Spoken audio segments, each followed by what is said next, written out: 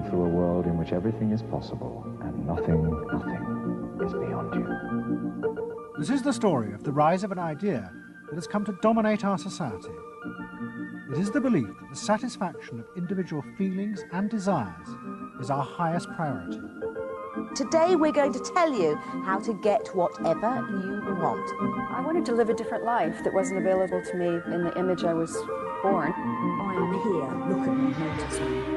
Previous episodes have shown how this rise of the self was fostered and promoted by business. They had used the ideas of Sigmund Freud to develop techniques to read the inner desires of individuals and then fulfill them with products. This final episode is about how that idea took over politics.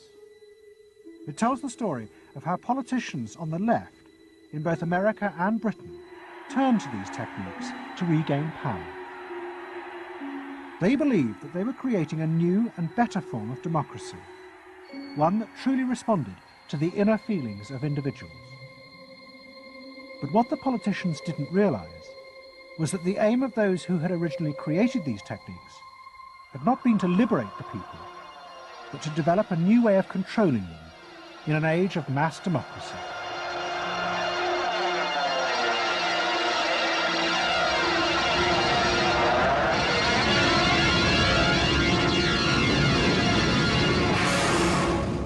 The roots of the story lie way back in the America of the 1920s with one man. He was called Edward Bernays, the nephew of Sigmund Freud. Bernays had been one of the inventors of the profession of public relations, and he was fascinated by his uncle's theory that human behavior was driven by unconscious sexual and aggressive drives. Many of Bernays' clients were large American corporations, and he was the first person to show them how they could sell many more products if they linked them through images and symbols to those unconscious desires that Freud had identified. The strategy he offered them was that people could now look at the goods that were emerging within the society and not merely view those goods as things that they needed in order to deal with some specific material want, but also as goods which would stroke and respond to deep emotional yearnings. You know, how this bar of soap or this bag of flour will make you a happier, more successful, more sexually appealing, less fearful person, somebody to be admired rather than reviled. The powerful people in that world are those people who are capable of reading the public mind and giving the public what it wants in those terms. And Bernays was at the heart of it. Bernays was the guy who was the foremost articulator of the theories which were driving this new system. By the 1980s, Bernays' ideas had come of age. A vast industry had grown up in America, devoted to reading the inner desires of consumers. At its heart was the technique of the focus group.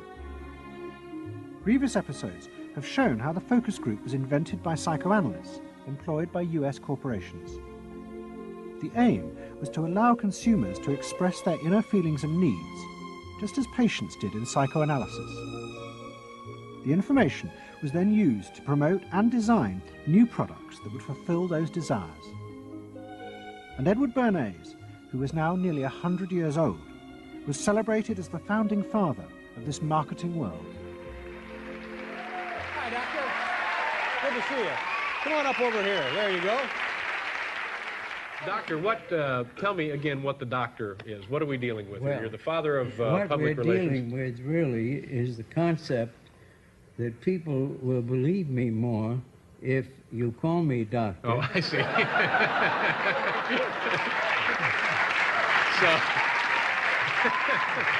That's a good idea. And Bernays' ideas and techniques were also about to conquer Britain in the 1980s. Unlike America, the ruling elites in Britain had always distrusted the idea of pandering to the masses. It was epitomised by the patrician elite who ran the BBC. Even as late as the 60s, popular programmes were referred to as ground bait. Their real job was to lure the viewers into watching the more serious programmes the elite knew was good for them. and market research reflected this attitude. Individuals were observed and classified by market researchers according to their social class, from A through C2, D and E. Probably they might be C2s. Yes, I think by the way they're carrying their luggage, all yes, no taxi. No taxi, and all stuffed in the bags like that. I think the lady possibly sets her own hair, which is always an indication. Yes. The children are nicely dressed. Yes, they are. Probably a skilled worker. A skilled, yes, a skilled worker. I would think say so. Yes, I would say so. Certain apprenticeship or done some qualifying time. We agree then. Yes, we think C2. We think so. Yes. When people were asked their opinion about both products and politics, they were selected by social class and asked only strictly factual questions about what they thought. Leaving your own party sympathies on one side, who do you think will win this forthcoming election? Labour. Labour? And tell me which you prefer. Which party do you think you'll be voting for?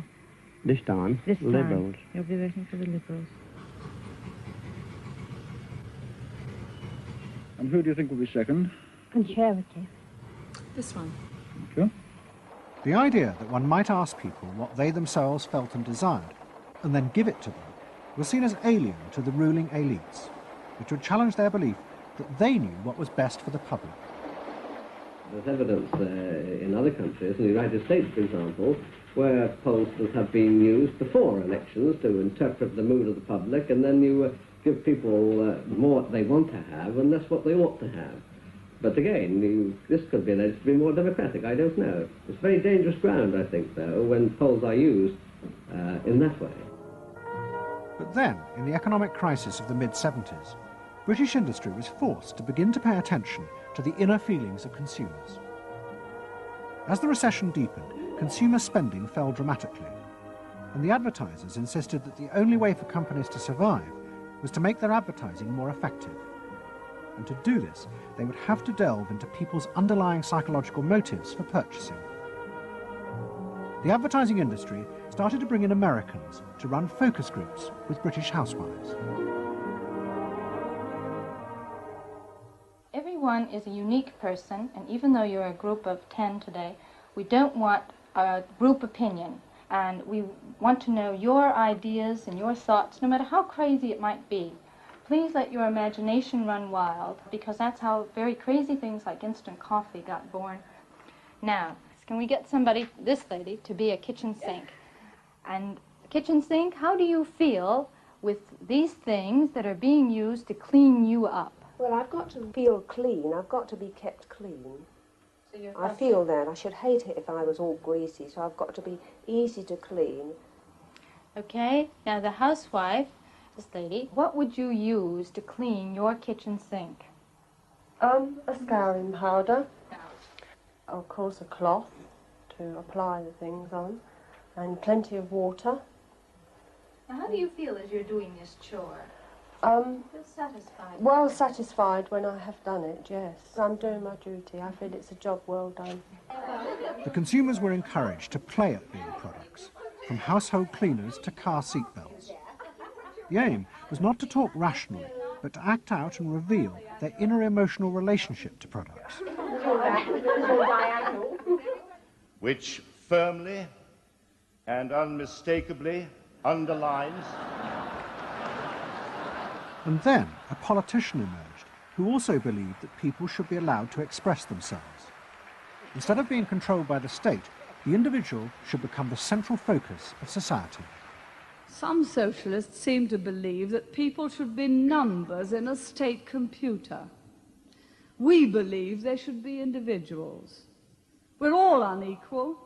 No one, thank heavens, is quite like anyone else, however much the socialists may pretend otherwise. And we believe that everyone has the right to be unequal, but to us, every human being is equally important. A man's right to work as he will, to spend what he earns, to own property, to have the state as servant and not as master, they are the essence of a free economy. And on that freedom, all our other freedoms depend. Mrs. Thatcher's vision was of a society in which the wants and desires of millions of individuals would be satisfied through the free market. This, she believed, would be the engine to regenerate Britain. And with her ascent to power, the advertising and marketing industries flourished. Their task was to find out what the British people really wanted and then sell it to them. In this new climate, the focus group flourished. And those who ran them borrowed from the techniques of psychotherapy to delve ever deeper into people's feelings about products. We're trying to understand how people feel about brands, how they relate to brands. That is to say, what the brand's personality is as far as consumers are concerned. And there are a number of techniques which are very, very helpful for getting to that understanding. The consumer is given crayons to doodle, to express their feelings, to go inside their own head, pull out their feelings and somehow get them onto paper. And these are ordinary drinkers expressing their feelings about drinking Guinness. Here you see a rich, very female aspect of Guinness. So if you were describing a woman who somehow to you had that character, what sort of person is it? Paula Yates, who used to lay in bed, surrounded with magazines and chocolates like a 50s starlet. Out of this research, the marketeers began to detect a new individualism. In particular, among those who had voted Conservative for the first time in 1979. They no longer wanted to be seen as part of social classes, but to express themselves. And crucial to this were the products they chose to buy. We identified that there was this trend towards what might be called individualism, where people wanted to still be part of a crowd, but to express themselves as individuals within it, to have their own personalities, to be, I suppose, their own men. I didn't want to be the same as everybody else. I wanted it to be a little bit different, a little bit individual. It's quite individual upstairs. It's not remarkable, but I think it's quite individual. It is expensive. It's Italian. It's Italian, it's expensive, and it's good quality. A little bit different. Yeah, we want to set our own standards, so nobody else has got what we've got. We just didn't want it Be the same as everybody else. We just want to be different. Business responded eagerly to this new individualism, but it soon became one of the main forces driving the growing consumer boom in Britain. Using the data from the focus groups, manufacturers created new ranges of products that allowed people to express their individuality. Business also recategorized people. They were no longer divided by social class, but by their inner psychological needs. If the primary need is security and belonging, we call the groups mainstreamers. If it's status and the esteem of others, then it's aspirers. If it's control, it's succeeders. And if it's self-esteem, it's reformers. And this new marketing culture began to take over the institutions previously dominated by a patrician elite, in particular the world of journalism. The assault was led by the profession of public relations. In the past, PR had been seen as seedy and corrupt, but now it became a glamorous business, promoting products and celebrities. And one of the rising stars was another member of the Freud family, Matthew Freud, the son of the Liberal MP Clement. What Freud and other PRs realised was that they could use their celebrities as levers to infiltrate advertising into the editorial content of newspapers. The newspapers were offered exclusive interviews with celebrities, but only if they also agreed to mention products made by Freud's corporate clients, in terms dictated by the company. What happened with Freud's was that you effectively got some kind of product placement, or even product, the manufacturers of the product got some degree of control over how their products would appear in print. So if, for example, you did want to write about Caprice's passion for stuffed crust pizza, you would sign a contract which guaranteed that you would mention the firm Pizza Hut in at least twice in certain positions in the introductory paragraph of the article, that you would agree to run the Pizza Hut logo at such and such a size in such and such a place, and of course that you would agree to run the enclosed pictures of Caprice eating her stuffed crust pizza. There was no choice about how you would run this article in the press. You were effectively told how to run the article in the press. By Freud's? By Freud's. It's a rise of the corporate culture and the rise of business. To traditional journalists, this infiltration of advertising into the editorial pages was a corruption of their profession. But to Mrs. Thatcher's allies, like Rupert Murdoch, who owned The Sun and The Times, it was part of a democratic revolution against an arrogant elite who had too long ignored the feelings of the masses. They hate to see someone communicating with the masses. They feel that newspapers, the written word, is not for the masses. That should be left to television, or perhaps to nobody. I'm very proud of The Sun. And The Sun was not represented tonight in your film. You just took page 3, which everyone seems so fascinated with. What about page 1, page 2, every other page of the paper? It was a typical piece of slanting and elitism by the BBC, who, after all, in order to get viewers for this program, put on a very sexy episode of Star Trek, which I was watching out in the room there. Oh, I don't think they put it on to get us viewers. I think we just are lucky to follow They try them. to carry viewers into these show programs. I know how it's done. By the late 80s, Mrs. Thatcher and her allies in advertising and the media had brought the desires of the individual to the centre of society. As last week's episode showed, it was the same transformation that President Reagan had brought about in America. Both politicians had encouraged business to take over from government the role of fulfilling the needs of the people.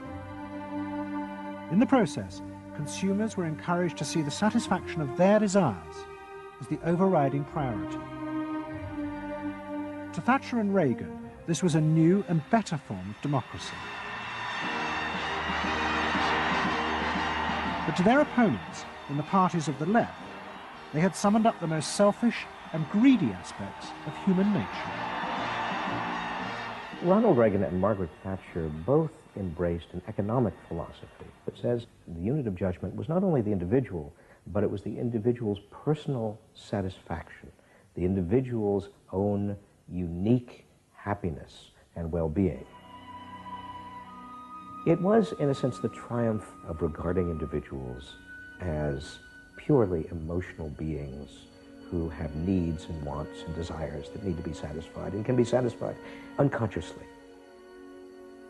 It goes way back to the early part of the 20th century, to Freud, to notions of the unconscious, the assumptions that we are, in terms of our rational minds, we're little corks bobbing around on this great sea of hopes and fears and desires of which we are only dimly aware, and that the role of a marketer, the role of somebody selling something, including a politician, is to appeal to this great swamp of desire, of unconscious desire.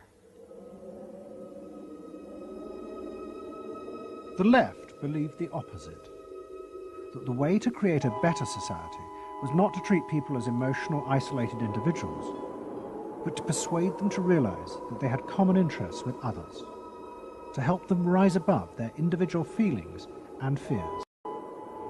Let me assert my firm belief that the only thing we have to fear is fear itself, nameless, unreasoning, unjustified terror, which paralyzes needed efforts to convert retreat into advance.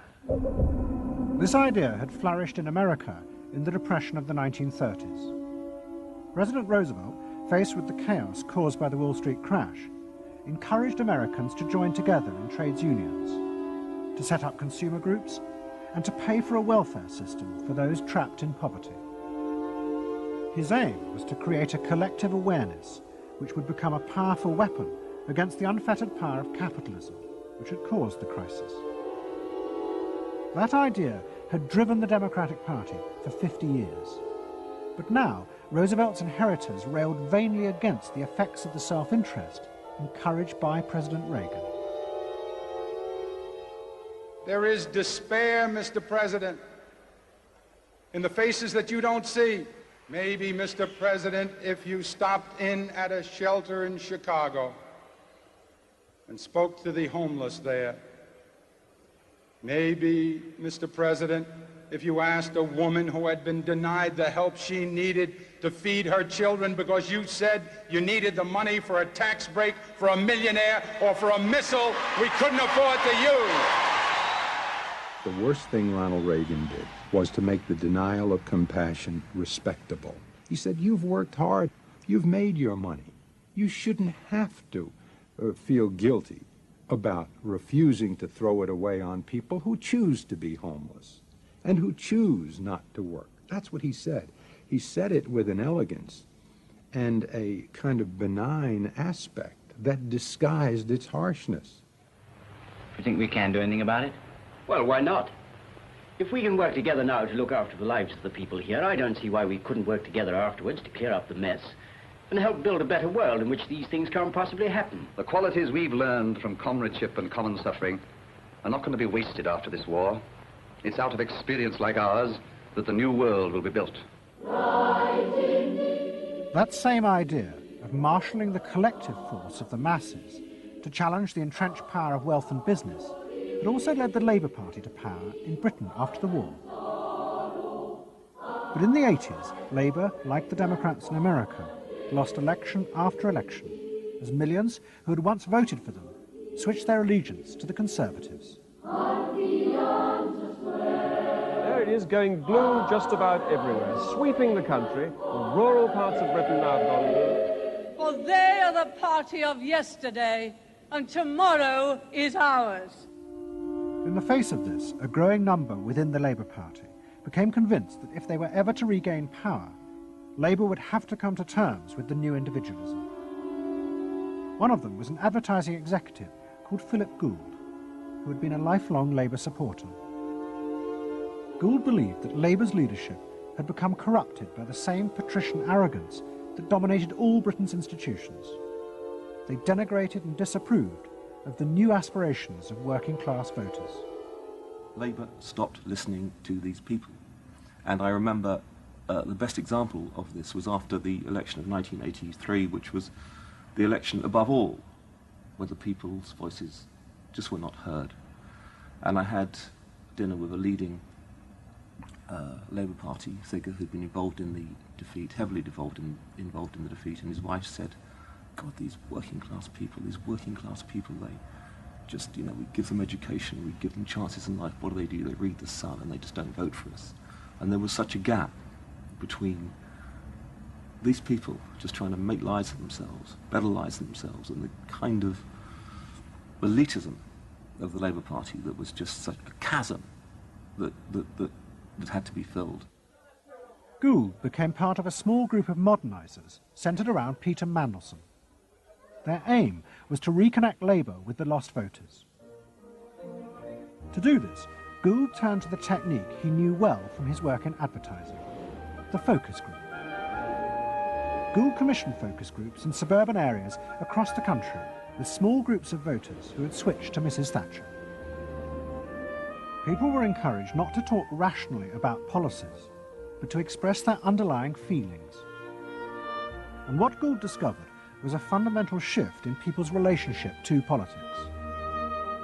They no longer saw themselves as part of any group, but as individuals who could demand things from politicians in return for paying taxes, just as business had taught them to do as consumers.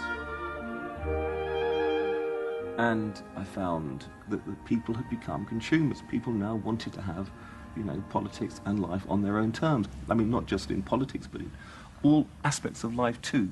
People see themselves as they are, as autonomous, powerful individuals who are entitled to be respected, who are entitled to have the best, not just in, going to Tesco's or wherever, but the best in terms of health and in education too.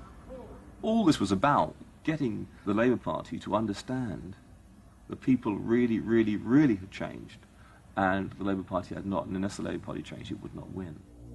Philip Gould now set out to try and persuade the Labour Party that they would have to make concessions to what he called the new aspirational classes. But he was going to face implacable opposition. In the run-up to the 1992 election, Gould argued that the only way to win was for Labour to promise not to put up taxes. But the Shadow Chancellor, John Smith, angrily refused. Labour would stick to its fundamental policies. They would fight the election with the promise of tax increases to create a fairer society.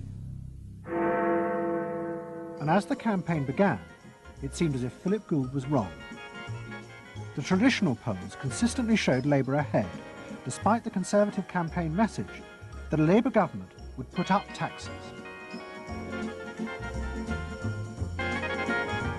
Even the Conservatives' oldest allies in the press became convinced that by harping on about tax, the Conservatives were cutting their own throats. So the worry about the Tories must be that they're not at the moment conveying a sense of grip and being in control. And unless they can do better than that, I think they're going to lose. But the other thing is that they still say that they are going to go on and on with this one single message of tax. And I think, part of the difficulty this morning was that you had a whole lot of people who've been going to the same press conference for 7 days, had virtually the same message thrust at them, and are kind of getting bored and restless and hitting back on it. I think the media sense a big story coming in the Tories being defeated. And the Labour Party, too, was convinced it would win and finally return to power. It's now time to meet the men and women who will form the next government. Labour Chancellor of the Exchequer, John Smith. And now, it is time for the next Prime Minister, Neil Kinnock. Those running Labour's campaign believed that by modern presentation they would attract back the voters, yet keep the old policies. But Philip Gould was convinced that Labour were going to lose. Through his focus groups, he knew that the very people who were telling the traditional pollsters they would vote Labour were in reality preparing to vote Conservative out of self-interest. But they were too embarrassed to admit it. And John Major also knew this, because his focus groups were telling him the same thing. What do you make of the poll, which puts Labour 5 points ahead? Sir, one to the Daily Mail, sir. Feel out in the streets that matters. It's feeling good on the streets, is it? It is feeling good on the streets, yes. It has been feeling surprisingly good on the streets for some time. Quite surprisingly, quite out of line with opinion polls. Don't ask me to explain it, but the feel's all right. Sir? Anyway, go on. No, lads, you must sit down. We're waiting to go. John Major's victory in 1992 was a disaster for the Labour Party. The small group of reformers centred around Peter Mandelson and Philip Gould were convinced that the only way for the party to survive was to change its basic policies. But their ideas were rejected by John Smith, who had now become leader. Philip Gould left Britain to go to work for the campaign to elect Bill Clinton president in America. The 1992 election, during it and afterwards, people felt under great strain and really did feel demoralised and dejected. And then to go from this to the Clinton campaign, it was an extraordinary experience, because here suddenly I found articulated many of the ideas that I'd had, but not fully myself been able to encapsulate or to articulate. If you want a president who will restore the middle class, reclaim the future for the middle class, and restore the American dream, vote for Bill Clinton in New Hampshire and send a signal to the country that we are coming together. What Gould discovered was that, like the Labour Party, the Democrats had also been doing focus groups with swing voters. The difference was that Bill Clinton had decided to tailor his policies to fit with these voters' desires. Above all, with their ferocious belief that they should only pay tax for things that benefited them, not for the welfare of others.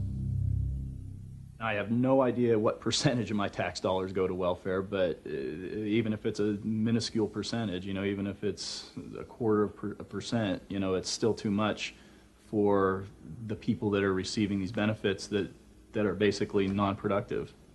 The Clinton team decided that to win, they had to promise tax cuts for these suburban voters. And they also used the focus groups throughout the campaign to check every appearance, speech and policy with them for their approval. What Clinton called the forgotten middle class became central figures in a new type of reactive politics. Candidates for the presidency of the United States had been prepackaged and designed for many, many years. What was new was an attempt to use very sophisticated or pseudo-sophisticated techniques to plumb the public psychology, to find out precisely what the desires of the individuals were, and then to come up with a candidate and a platform and images and words that exactly responded to those deep desires. This was packaging at a new level. This was polling at an extreme. I'm not going to raise taxes on the middle class. And the middle class needs a break. Government is in the way. It's taking more of your money and giving you less in return. In the name of the hard-working Americans who make up our forgotten middle class, I proudly accept your nomination for President of the United States. Stay focused. Talk about things that matter to people. You know? It's the economy, stupid. Okay? But Clinton's campaign team, led by James Carville and George Stephanopoulos, did not believe that they were capitulating to the selfish desires of the middle classes. Tax cuts were the price they had to pay to regain power. But once in power, they would still fulfill traditional democratic policies and help the poor who had been neglected under Reagan, above all with the reform of health care. They would pay for the tax cuts by cutting defense spending and increasing taxes on the very rich. In this way, they believed they were forging a coalition of the new and the old voters, both of whom could be satisfied. Probably for the first time in a generation tomorrow, we're going to win. And that means that more people are going to have better jobs. People are going to pay a little less for health care, get better care. And more kids are going to go to better schools.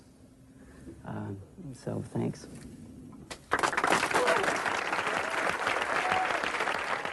But the Democrats' optimism was to be short-lived. In November 1992, Clinton was triumphantly elected president.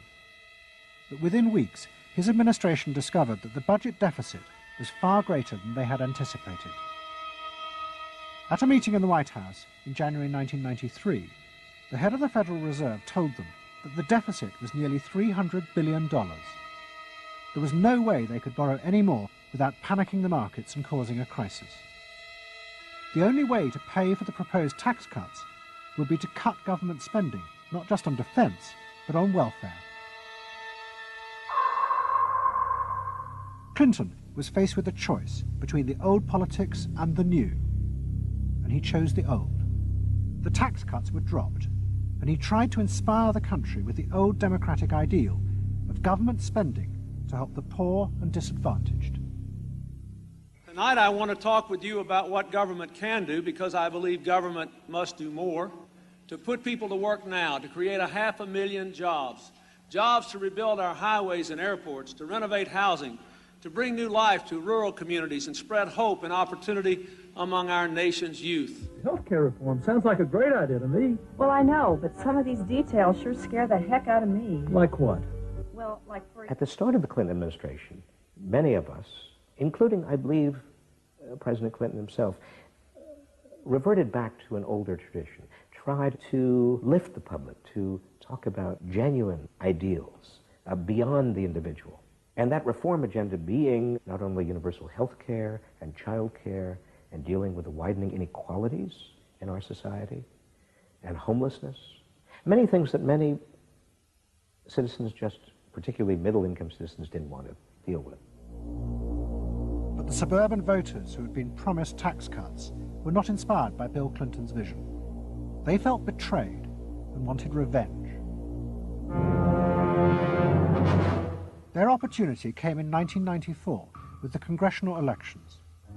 The Republicans, led by Newt Gingrich, promised huge tax cuts and to dismantle the welfare system.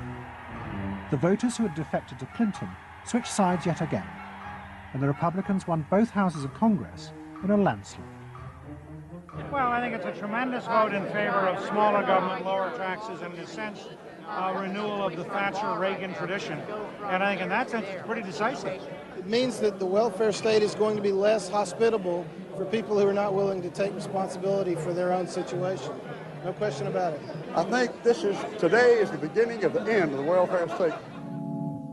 For Clinton, it was a disaster. Faced with a hostile Congress, there was no way for him to get his reforms through. His personal popularity plummeted, and it seemed certain he would not be re-elected in 2 years' time. In desperation, and without telling his cabinet, Clinton turned for help to one of America's most ruthless political strategists, Dick Morris. What did he want you to do? Save his butt. Clinton was in serious trouble. He had lost the '94 election. He had lost control of Congress, and he hired me to come back and help save him. So he was basically asking me to perform roughly the same role as a life preserver would if you're drowning. What Morris told Clinton was that to win re-election, he would have to transform the very nature of politics. The crucial swing voters in the suburbs now thought and behaved like consumers. The only way to win them back was to forget all ideology and instead turn politics into a form of consumer business. Clinton must try to identify their personal desires and whims and then promise to fulfill them. If he followed those consumer rules, they would follow him. I said that I felt the most important thing for him to do was to bring to the political system the same consumer rules philosophy that the business community has. Because I think politics needs to be as responsive to the whims and the desires of the marketplace as business is. And needs to be as sensitive to the bottom line, profits or votes, as a business is. I think that all of this involves really a changed view of the voters, so that instead of treating them as targets, you treat them as owners. Instead of treating them as something that you can manipulate, you treat them as something you need to learn from. And instead of feeling that you can stay in one place and you can manipulate the voters, you need to learn what they want and move yourself to accommodate it. To get inside the minds of the swing voters, Morris brought lifestyle marketing into politics for the first time. He went to one of America's most prominent market research firms called Penn & Shern and commissioned what they called a neuropersonality poll. It was a massive survey of hundreds of thousands of voters, but the only political questions it asked were to find out whether someone was a swing voter or not. All the other questions were intimate psychological ones, designed to see whether swing voters fell into identifiable psychological types. Well, we were asking people like, do you think you're the life of the party? Do you think when you see things that you like to have a list and organize them? Do you typically try to plan things ahead, or do you like to be more spontaneous? Where do you like to go? What sports do you like to play? What would you do with your spouse in a romantic weekend? So we were asking people some very personal questions about their own lives, to try to see were the kinds of people that were likely to change their vote also possessing of certain kinds of personality traits. And in fact, they were. The neuropersonality poll allowed the Clinton team to segment swing voters into different lifestyle types.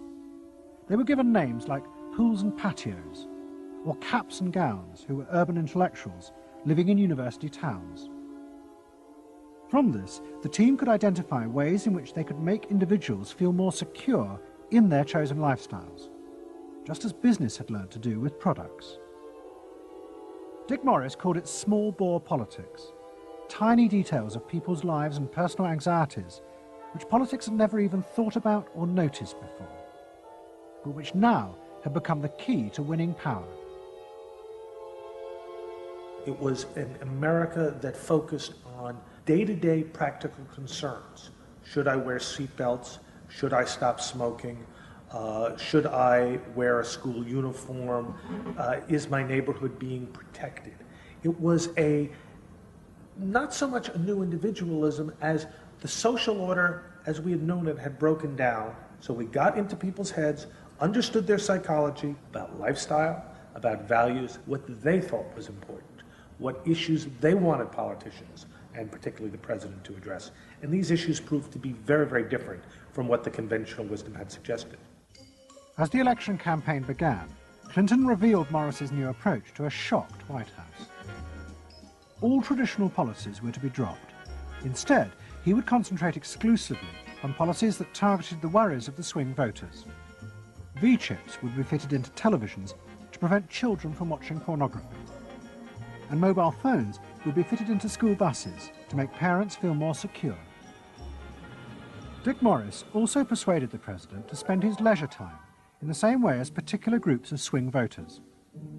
He sent Clinton on a hunting holiday, dressed in exactly the Gore-Tex outfits a group called Big Sky Families liked. The aim was to reflect swing voters' lifestyles back to them. The Liberals in Clinton's cabinet hated this approach. And I would say, well, Dick, why have a campaign? This was the 1996 campaign. If all the president is going to do is offer up these little bite-sized miniature initiatives that appeal to people's desires, like consumers, buying soap, V-chips that you could put in your televisions so you could make sure that your children did not have pornography, and school uniforms. Why talk about them? They're so mundane and they're so tiny. And he would say back, if we don't do this, we may not get reelected. And I would say, what's the point of getting reelected if you have no mandate to do anything when you're reelected? And he'd say, what's the point of having a mandate if you can't get reelected? Isn't the ultimate goal getting reelected? But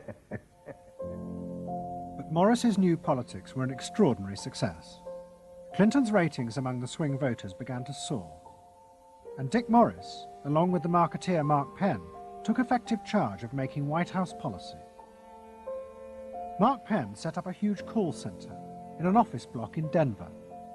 And every night, hundreds of telephone operators called swing voters in suburbs across the country to check with them every detail of policies that Clinton was proposing. The policy was made by a group of people manning telephones in Denver, Colorado, placing calls to voters in places like Westchester and Pasadena, and asking them what they wanted from their government, and asking them very specifically about specific policies that Bill Clinton was considering. Would you be more likely to support him if he offered this particular government service, or if he offered that one? Those people told them what they thought. Mark Penn transmitted that to Bill Clinton, and it came out of his mouth. So essentially it was suburbanite voters. Suburban voters in the 90s were creating American domestic policy, and some of its foreign policy as well. Really? Yeah, Mark Penn was polling on questions like whether we should bomb in Bosnia, things like that. Morris also insisted that Clinton make a symbolic sacrifice of the old politics to convince the swing voters to trust him.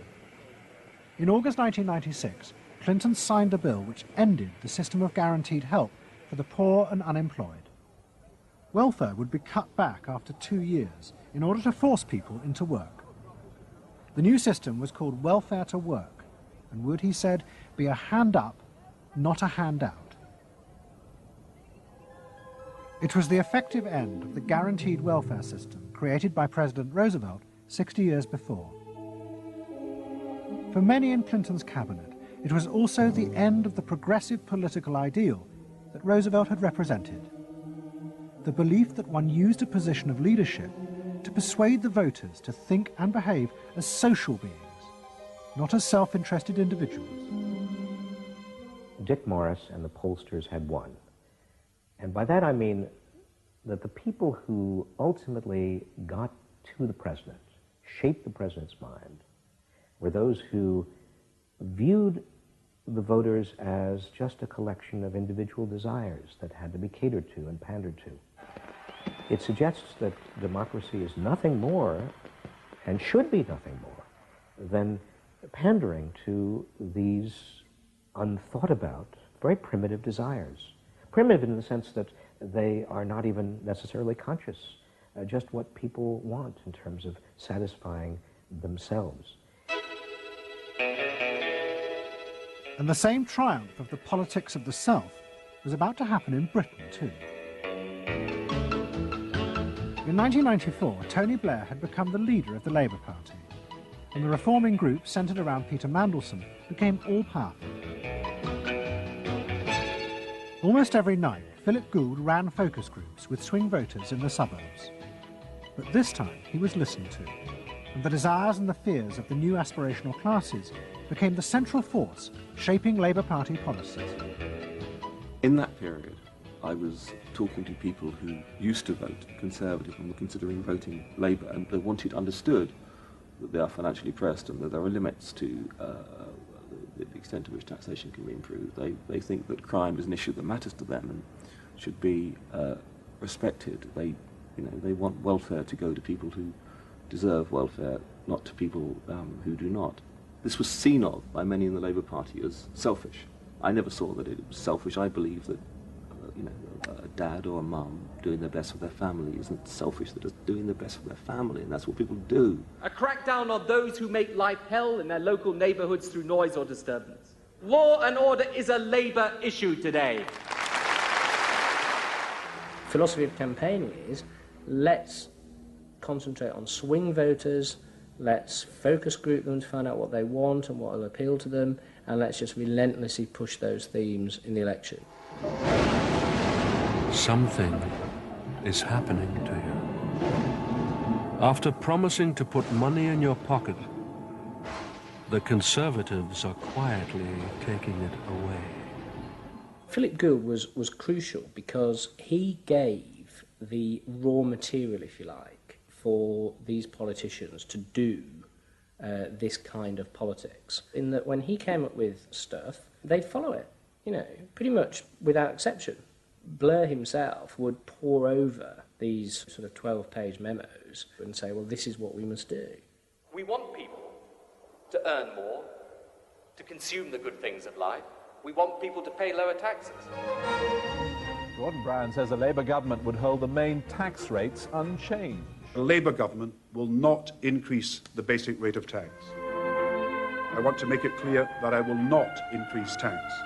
In fact, the Labour Party does stand for Middle England. Those that aspire to do better, to get on in life, and be ambitious for themselves and their families will do better with Labour. Groups of 8 people drinking wine and nibbling, you know, Cheerios, what they thought determined effectively everything that the Labour Party did.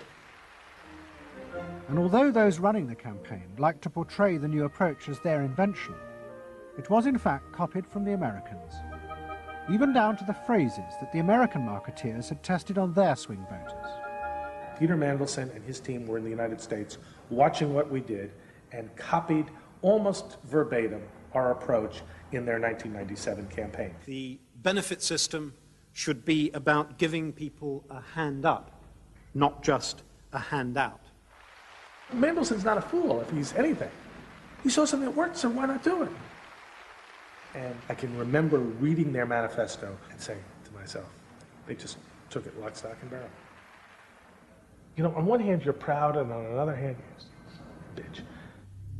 And as in America, Labour was forced to drop policies that would not directly benefit the swing voters, even if it meant sacrificing its fundamental principles.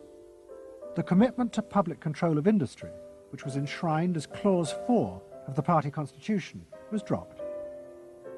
The aim of Clause 4 had been to use the collective power of the people to challenge the unfettered greed of business.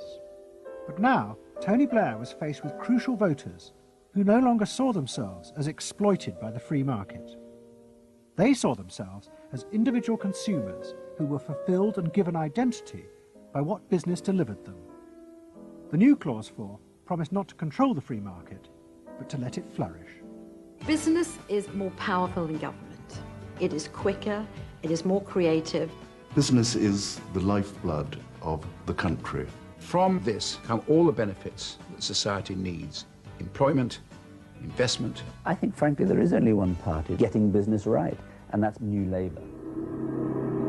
What New Labour did, it suits people who exert power in society not through the political system, or not through the democratic political system. So it suits big business, and it suits entrenched interest, and it suits the status quo. You know, those 3 things, of course, just off the top of my head, being the things that the Labour Party is supposed to be, you know, a counterforce to.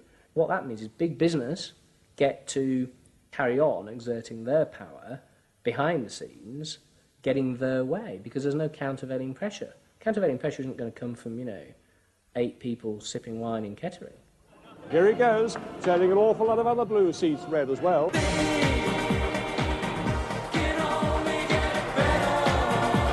Very happy, very relieved, and very exhilarated. But those who masterminded Labour's victory in 1997 saw it as a triumphant vindication of a new form of democracy. By understanding and fulfilling people's inner desires through the focus group, they were giving power to individuals, not treating them as faceless groups who were told by politicians what was good for them. I don't see the focus group as some marketing tool. I see the focus group as a way of hearing what the people have to say. And I see the focus group as a way to a new form of politics. What the people give, the people can take away. We are the servants, they are the masters now. 1997 was, I think, fundamentally important in that. Because I think it is the end of the elitist politics that's dominated Britain for so much of the last 100 years.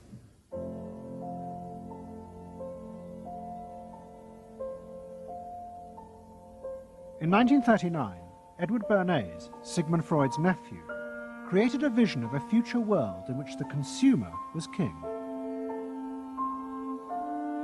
It was at the World's Fair in New York, and Bernays called it Democracity. It was one of the earliest and most dramatic portrayals of a consumerist democracy, a society in which the needs and desires of individuals were read and fulfilled by business and the free market.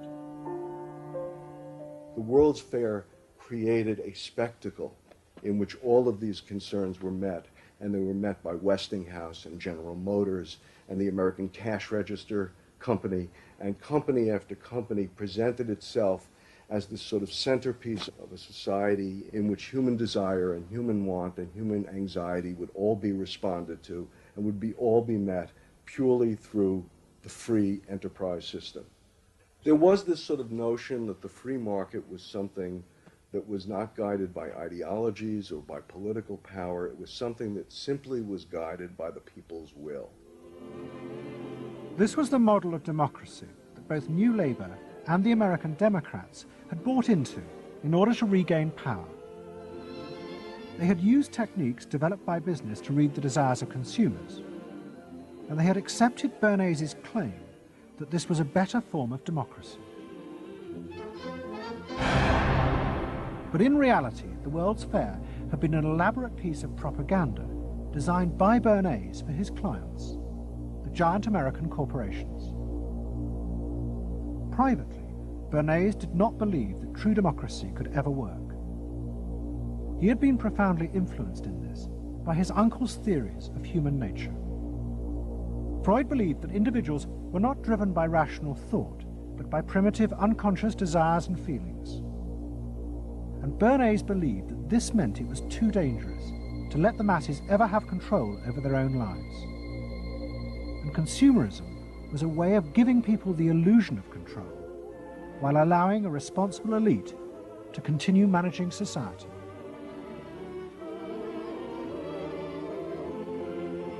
It's not that the people are in charge, but that the people's desires are in charge.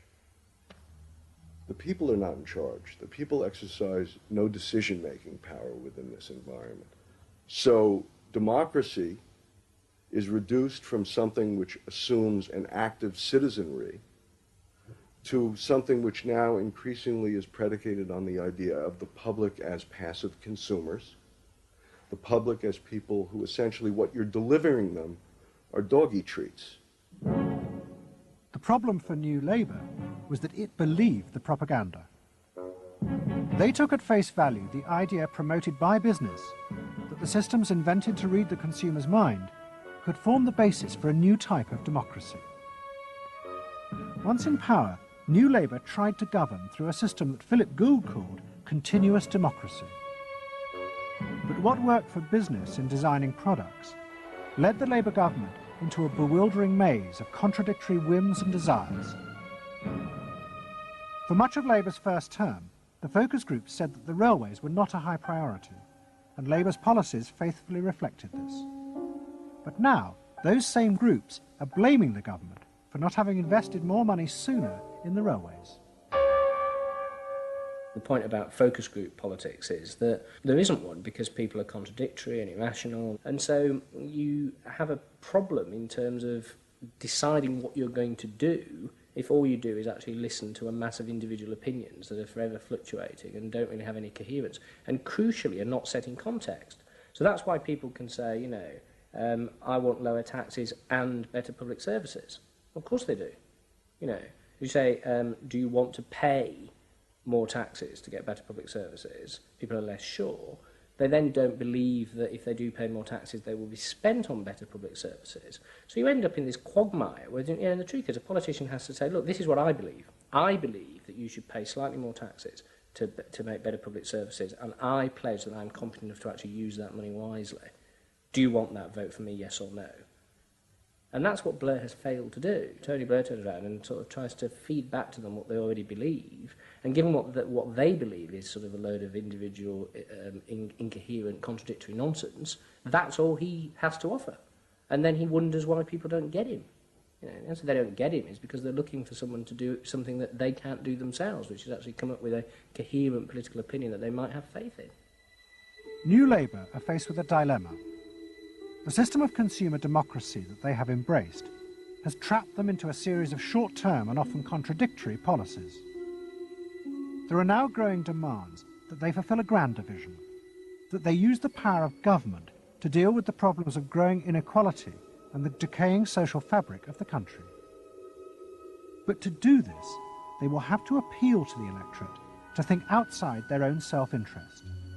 And this would mean challenging the now dominant Freudian view of human beings as selfish, instinct-driven individuals, which is a concept of human beings that has been fostered and encouraged by business because it produces ideal consumers. Although we feel we are free, in reality, we, like the politicians, have become the slaves of our own desires. We have forgotten that we can be more than that there are other sides to human nature. Fundamentally, here we have two different views of human nature and of democracy. You have the view that people are irrational, that they are bundles of unconscious emotion. That comes directly out of Freud. And businesses are very able to respond to that. That's what they have honed their skills doing. That's what marketing is really all about. What are the symbols, the music, the images, the words appeal to these unconscious feelings? Politics must be more than that. Politics and leadership are about engaging the public in a rational discussion and deliberation about what is best, and treating people with respect in terms of their rational abilities to debate what is best. If it's not that, if it is Freudian, if it is basically a matter of appealing to the same basic unconscious feelings that business appeals to, then why not let business do it? Business can do it better. Business knows how to do it. Business, after all, is in the business of responding to those feelings.